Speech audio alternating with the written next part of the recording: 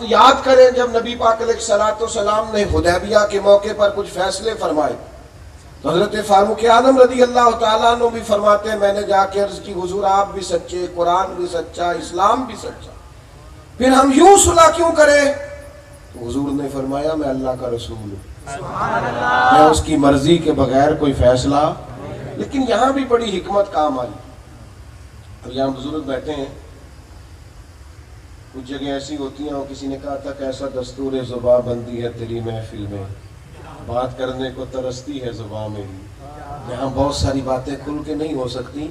ہمارے ہاں بعض لوگوں کا خیال ہوتا ہے کہ اہل خانہ سے کوئی مشورہ نہیں کرنا چاہیے، گھر والوں کی کوئی رائے، وہ بعض اوقات بعض لوگ سمجھتے ہیں وہ ہمارے مردانہ وجاہت کے خلاف ہے۔ یہاں بھی دیکھیے حدیبیہ کا موقع تھا، 1400-1500 صحابہ نے احرام باندھے ہیں، یہ فلائٹ